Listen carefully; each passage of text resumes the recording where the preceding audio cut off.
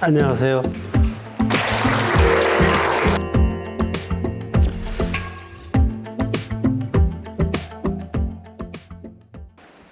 여러분, 시민 리더십 할 때는요, 그 시민의 그 중요성은 나라의 주인이라는 것에 큰 강점이 있습니다. 아까 말씀드린 대로 서구의 자유주의 시민운동사에서 그 개개인들이 주인 역할을 했기 때문에 가능했고, 그것을 우리가 배우면서 우리도 민주공화국으로서의 나라를 건설해 갔고 또 지금도 지속하고 있는 것이지요.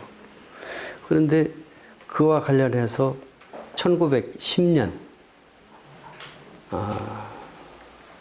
1월 3일부터 5일 사이에 상해에서 도산 안창호 선생이 신년 인사회를 하면서 강연한 게 독립신문에 나와 있습니다.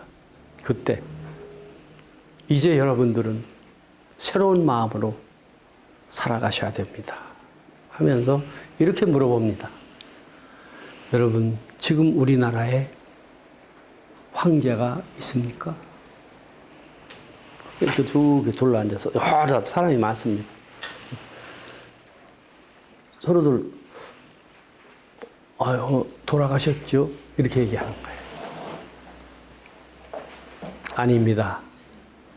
작년에 김이 독립선언을 한 이후에 1919년 9월 11일에 통합 대한민국 임시정부가 출범한 이래 우리나라에는 황제들이 많아졌습니다. 무슨 뜻인가? 여러분, 여러분들이 바로 그 황제입니다.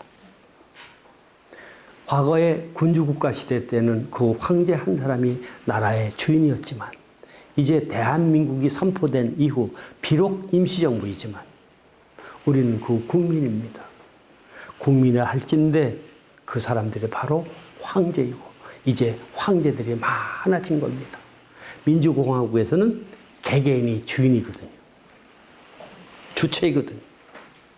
그래서 여러분이 앉아있는 그 의자가 바로 옥좌입니다. 여러분 쓰고 있는 그 모자가 면류관입니다. 이제 여러분들은 나라의 주인으로서 자부심을 가져야 합니다. 앞으로 여러분들이 각원들을 만날 때 그때는 내각이잖아. 전부 각. 그러니까 공무원이라는 말을 안 썼어요. 각원, 공무원들을 만날 때 임시정부 요인들이 있으니까 당당하게 행동하십시오. 여러분들이 주인이기 때문에 그렇습니다. 그분들은 여러분들의 머슴입니다. 그러니 주인이 머슴들 앞에 함부로 행동하지 마십시오. 무엇을 요구하거나 뭘 부탁하거나 하는 일 하지 마십시오. 이렇게 가르쳤습니다. 그건 지금도 타당한 가르침입니다. 도산 안창호 선생은 이미 1904년부터 1906년 말까지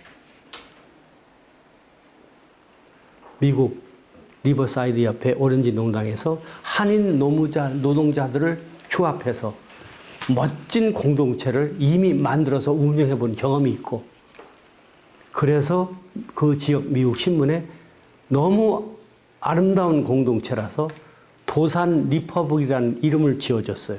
그 지역 이름에서 도산 리퍼블릭. 안창호의 호가 도산이잖아요.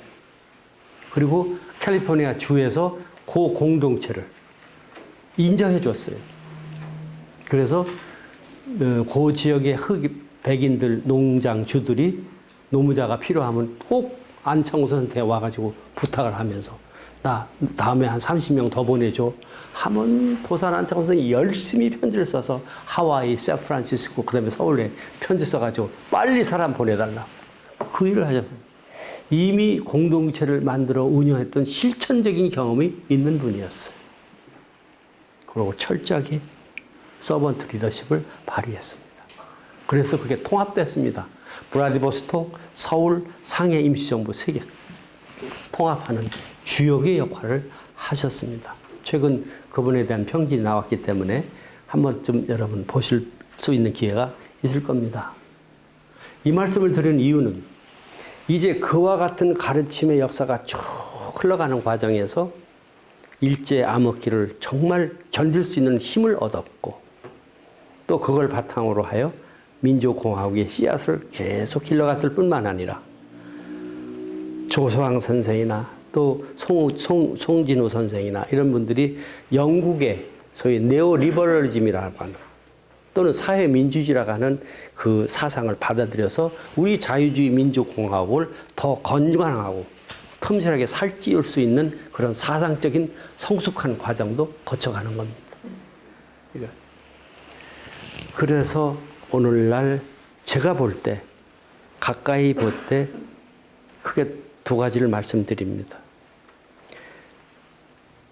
자유주의 민주공화국은 일본식 국가 개조는 아닙니다.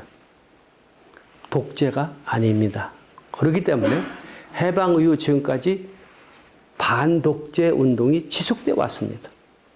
그것은 우리의 큰 자산입니다.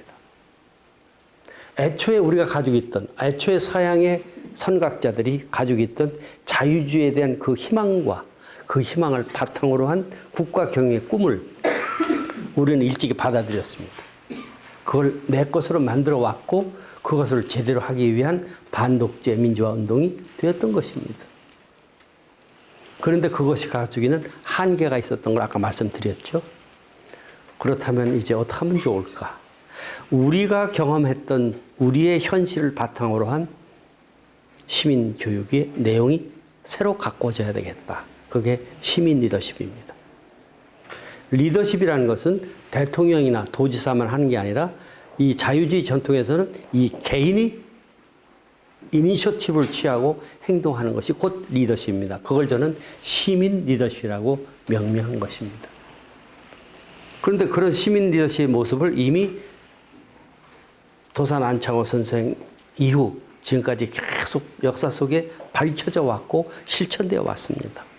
뿐만 아니라 저는 최근에요. 우리 청년들이 너무 대견합니다. 여러분들은 어떻게 생각할지 몰라도요.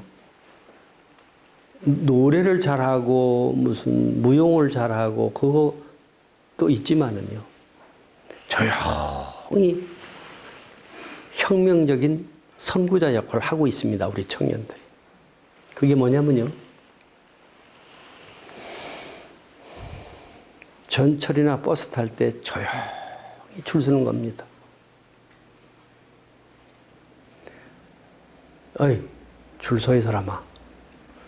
줄 서요. 줄 서. 이런 말이 없습니다. 그래서 자기들이 스스로 줄 서 있습니다. 그러니까 노인들도 그냥 가서 어휴, 모르고 이제 앞에 막 탈려다가 어휴, 이러면 줄이 있어. 뒤로 가서. 저는요, 이것이 매우 중요한 지표입니다. 아무것도 아닌 거라고 저는 생각 안 합니다. 청년들의 공헌이라고 생각합니다. 월드컵 할 때 그 빨간색을 우리 생활에 끌어들이는, 그리고 대한민국이라는 말을 우리 언어 생활에 자연스럽게 끌어들이는 역할을 누가 했습니까? 우리 청년들이 했습니다. 이북 아이들이 독점하던 빨간색을 내 것으로 만드는 그 당당함. 그리고요, 제가 촛불 시위할 때 제가 태극기 집회도 다 양쪽 다 가봅니다. 그때 큰 차이를 봤습니다. 그때. 제가 서울역에 시골에 내려가는 친구 발에다 주고 서울역에서 저쪽 세종대왕 상인대까지 걸어가는 겁니다. 근데 사람이 엄청 많아. 그때 막 할 때. 서울역을 지나서 시청 오기 전에 한번 쭉 가다가 한번 확 쏠린 적이 있어요. 그랬더니요, 제가 깜짝 놀랐어요. 한번 쏠리고 다들 일어나서 이제 채비하지 않습니까? 했더니 그때는 뭐라고 하냐면 누가 뭐라고 안 했어요. 그런데 서로 천천히 이러고 있는 거예요. 그러니까 사람이 많아도 천천히 가면 이게 흩어지지 않고 갈 수 있다 그 얘기예요.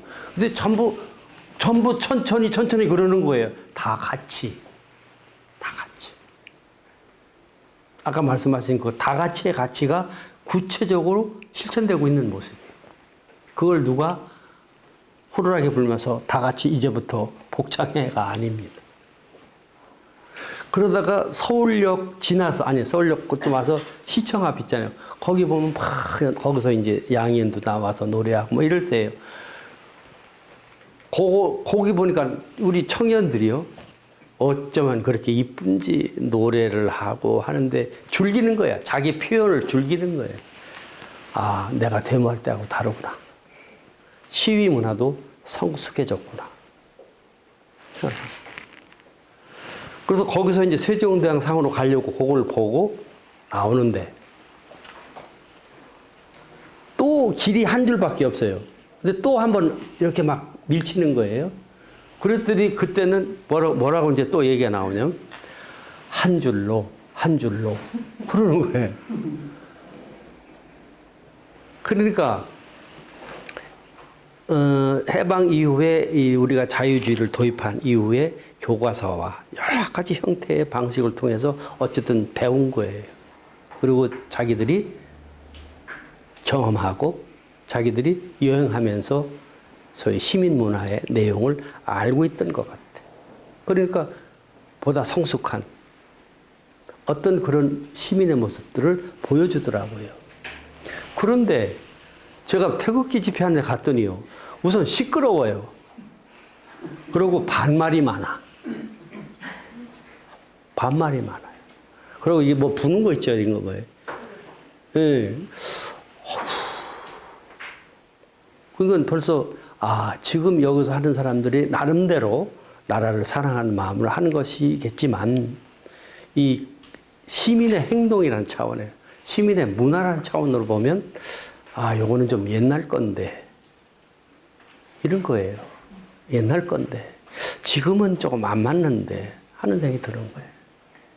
그래서, 아, 촛불 시위에 참여했던 것들은 전국적으로 확 퍼져갔고, 또 그거에 대응해서 태극기도 하긴 했지만, 어떤 감동이라고 할까, 어떤 자연스러움이라 할까, 어떤 세련됨이라 할까, 즉, 자유주의 시민문화에 합당한 어떤 태도와 행동으로서는 좀 부족하다 하는 걸 제가 여실히 비교해서 봤어요. 저는 거기에 우리 대한민국의 희망이 있고 그런 개인들의 자발적이고 적극적인 행동으로서의 시민 리더십이 이제 우리한테 필요하고 이제부터 시민 교육이라고 하는 것은 저 사람이 좀 모르고 뭐 하니까 계몽한다. 그거 시대는 이미 지났습니다.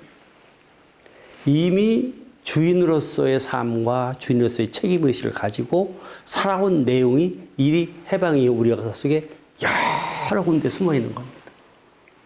저는 주 선생님이 여러분과 함께 하면서 수고하신 그 내용 역시도 시민 리더십의 실천 과정입니다. 그렇지 않습니까? 아까 가정에서부터 시작돼야 된다. 가정에서부터 인성교육도 해야 된다. 했을 때요. 저는 제가 메모를 해놨습니다. 모든 것의 교육은 가정에서 출발돼야 되거든요. 그 말이 너무 지당한데 오늘날 가정을 무시하고 있거든요. 거기다가 인성교육이 전제될 때 그야말로 인성교육, 사람 인자, 성질 성이죠. 영어로 하면 그게 휴머니티 아닙니까? 아, 저 사람 인성이 좋아. 아, 저 사람이 인간성이 좋아. 그렇게 얘기하죠. 근데 인성이 좋고 인간성이 좋다는 게 뭘까요? 누가 한번 대답해 보실래요? 그게 뭘까요? 아까 주 선생님 말씀하시는 가운데 힌트가 나왔습니다. 뭘까요? 태도. 네? 뭐 태도라고 하셨죠? 조금 구체적으로.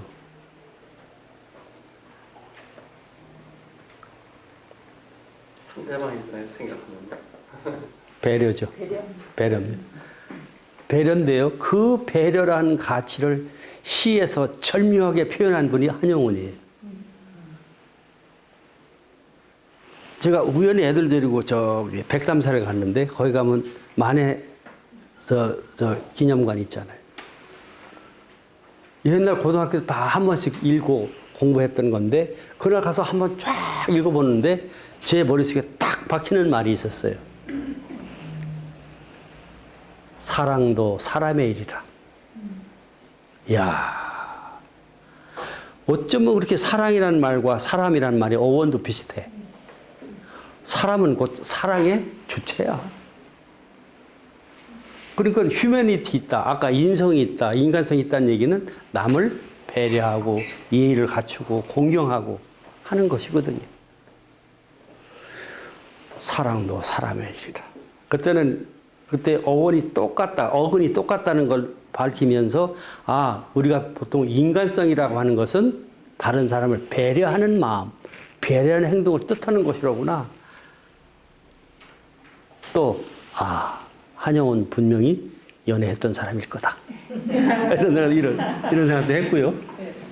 그러니까 우리 근대 저쪽 앞쪽은 물론이고 우리 근대 쪽 이후에 공동체의 독립을 위하여 헌신했던 많은 사람들이 그런 멋쟁이들이 많더라 하는 그 얘기예요. 아까 말 멋있는 사람이라고 해야 되겠지. 소갈이 꽉 찬 분들이. 그래서 그분들에 대한 궤적을 한 번 더 확인해 가는 것도 되지만 우선 그런 차원에서의 시민 리더십이 계속 이어져 왔다라고 했을 때에 그렇게 이어져 온 과거를 땀땀이 살피고 또 우리가 그동안 함께 하면서 주변에서 겸하고 있는 그런 구체적인 사례들을 드러내서 자꾸 사람들하고 공유할 수 있는 일을 해나가야 되겠다. 왜냐하면 자유주의 민주공화국에서 시민은 객체가 아니라 주체이기 때문에 그 주체들이 살아온 궤적을 알아보고 현장에 가서 살펴보고 그런 것을 공유하는 그 일 바로 그 자체가 우리가 추구하는 시민교육의 내용일 것이다 하는 생각을 다시 한번 정리하게 되는 것이지요. 저는 그런 점에서 우리 지역사회교육재단이 가지고 있는 경륜과 우리 그동안의 경험과 또 함께했던 많은 분들의 그 뜻이 앞으로 모아지면서 우리 대한민국이 2% 부족한 이 부분을 채워나가는데 아마 중요한 역할을 할 수 있지 않을까. 또 그렇게 될 수 있도록 노력한다면 우리의 보람은 더 배가 되지 않을까. 이런 생각을 해보는 겁니다. 저는 이 하나의 예로서 이 지구 공동체 내지는 글로벌 시민 리더십과 관련된 게 하나 저는 있다고 봅니다. 그게 뭐냐면 저는 그걸 앞으로 그걸 계속 좀 생각해 보려고 마스크 시민의식이라고 정했어요. 마스크 쓰고 계시잖아요. 사람들은 말이에요. 우리나라 사람들이 바보라서 정부에 맹종해서 쓰는 줄 알아요. 그런 얘기를 이렇게 함부로 하는 사람도 있더라고요. 절대 아니잖아요. 절대 개인적인 선택에서 하고 있고 그걸 또 우리는 자연스럽게 여기고 있잖아요. 저는 그걸 다 마스크와 함께 이 백신 맞는 것도 그래요. 그 두 개 합쳐서 저는 마스크 시민의식이라고 하는데 그 특징이 세 가지로 정리가 돼요. 하나는 신중함 내지는 사려 깊음의 실천입니다. 이게 왜 그러냐면 대개 여러분 특히 프랑스 같은 데서 보면 네덜란드도 그렇고 미국의 이 남부 주도 그렇고요. 개인의 선택, 개인의 자유를 강조하다 보니까 정부에서, 연방정부에서 질병관리본부에서 정한 어떤 가이드라인을 가지고 백신을 맞아야 된다. 마스크를 쓰는 게 좋다 해도 말 안 듣는 거예요. 내 자유인데 내 자유인데 할 때 할 말은 없죠.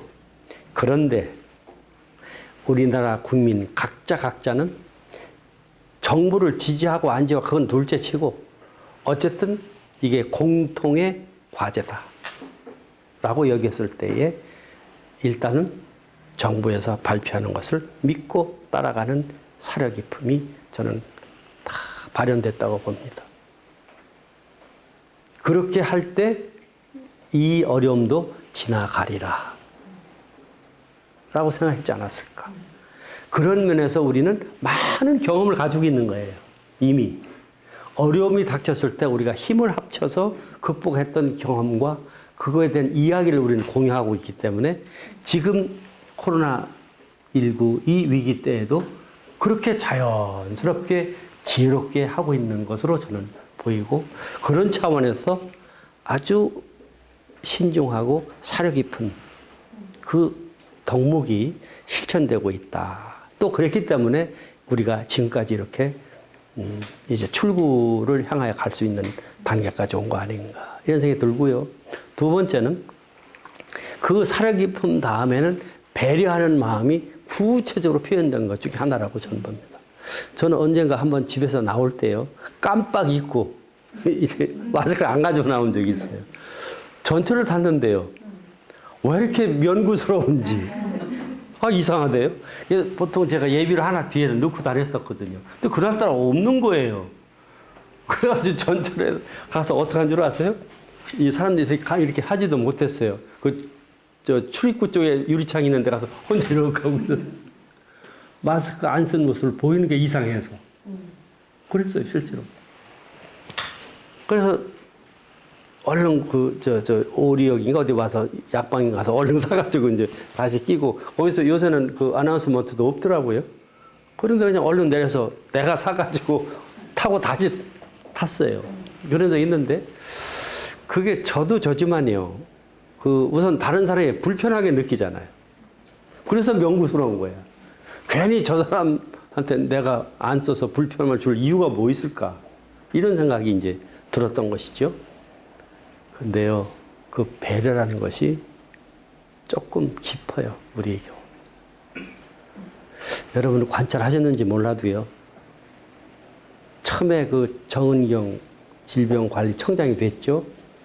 그분이 발표하고 그 이후 후임자들이 계속 발표하지 않습니까? 그리고 각 지역 단체장도 하지 않습니까? 할 때 여러분 특이한 거 못 보셨습니까?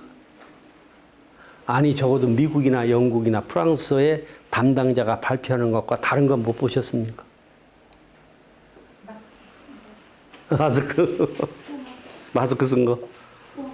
저는 눈이 안 좋아서 그건 못 봤는데 들었을 때 꼭 빼놓지 않는 배려의 마음을 표현하는 게 있습니다. 오늘 확진자는 1200명입니다. 그리고 지역별로 얘기하잖아요. 그리고 오늘 돌아가신 분이 8명입니다. 삼가 고인의 명복을 빌며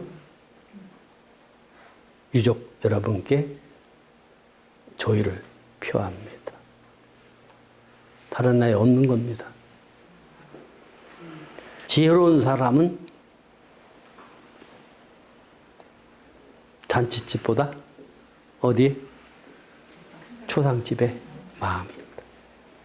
그거는 세계적인 가르침입니다. 그런데 이미 그런 가치와 관련된 실천을 우리는 이미 하고 있는 거예요.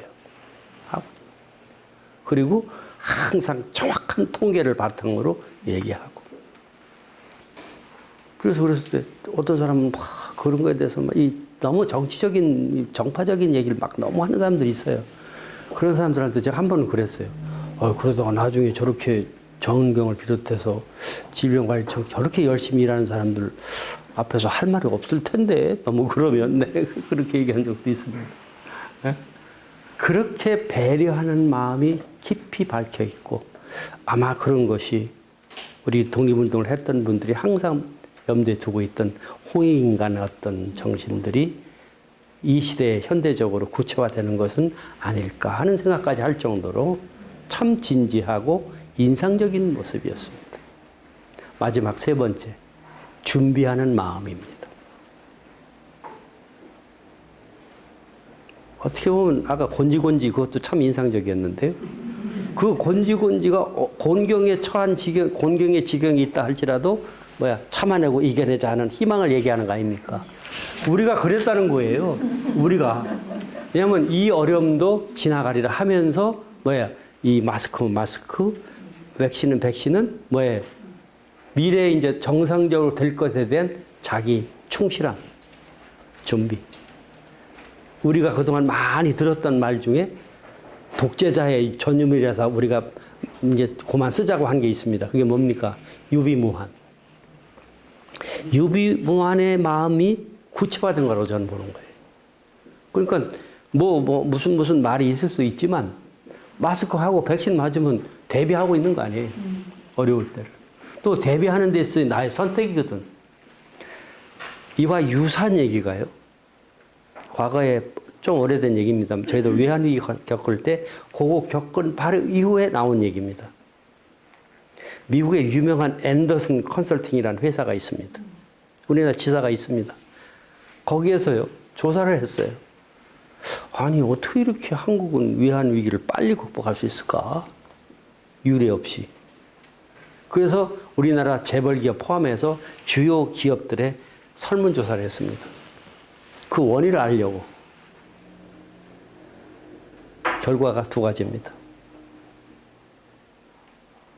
하나는 우리나라 기업은 항상 인사와 재정 면에서 이 케이스마다 차이는 좀 있어도 공통점, 그들이 발견한 겁니다. 설문조사를 통해서. 예산과 인사, 운영에 있어서 항상 가장 어려울 때를 대비하고 있다. 대비해서 어떻게 이걸 더 절약해서 쓸까? 아니면 어떻게 운영할까 하는 것에 대한 생각을 미리 다 가지고 있더라. 그러니까 옛날에 왜 어려울 때 쌀 씻기 전에 어머니들이 왜 그 쌀 한 숟갈 떨어서 이렇게 놓는 거 있잖아요. 그런 거에 아마 표현이었다. 기업적인 차원에. 그게 공통점이었다는 거예요. 그러니까 나름대로 차이는 있어도 어려울 때를 대비하는 경영을 하고 있더라 하는 거. 두 번째, 전부 부지런하더라. 그 재벌뿐만 아니라 보통 중소기업 하는 사람들도 아침 7시에 다 출근하는 거예요. 쉽게 얘기하면. 그걸 보고 한국 사람들은 저래서 외환위기를 빨리 극복했구나. 즉 유비무환과 관련된 차원에서의 자의식이 강하다 그 얘기예요. 그건 아마도 분단 상황에서 우리가 얻었던 체험적으로 우리가 내 가치로 가지고 있는 좋은 재산 아닌가 이런 생각이 듭니다. 왜 미국에 보면 이제 자경단 만들 때 보면 흑인 폭동 난 이후에 우리 교포들이 자경단 만들지 않습니까? 그러면 최고의 자경단이라는 거예요. 총 잘 쏘지, 줄 잘 맞추지, 응? 속도 집합하면 그냥 막 집합하죠. 최고의 자경단이랍니다. 우리나라 저 교포들의 자경단이. 거기서 벌써 본국에 탁 연락해가지고 마스크 받아가지고 어느 사람보다 빨리 마스크 쓰고 말이에요. 이런. 옛날에는 이스라엘이 그거 모범 국가였거든요. 이제는 우리가 모범 국가가 되는 것 같아요. 이 객관적인 지표로 봤을 때, 사례로 봤을 때. 그래서 이제는 조금 이 마스크 시민 의식을 포함해서 아직 우리가 포착하지 못하고 있는 많은 이 시민 리더십의 사례들이 우리 주변에 저는 분명히 있다고 봅니다. 앞으로 여러 계기를 통해서 실제로 그렇게 하고 있는 분들을 우리가 만나야 되고 그걸 바탕으로 해서 우리가 좀 더 그걸 구체화해서 공유할 수 있는 기회를 만들어가는 그 일이야말로 앞으로 우리가 할 수 있는 중요한 일이지 않겠을까 이런 생각이 드는 겁니다. 그래서 오늘 저는 사실 주 선생님 앞에 처음에 말씀이 너무 귀해서 이건 솔직한 말씀입니다. 귀해서 큰 가이드라인을 이미 주셨지만 제가 할 수 있는 부분에서 여러분께 그 대화를 청했습니다. 마치겠습니다.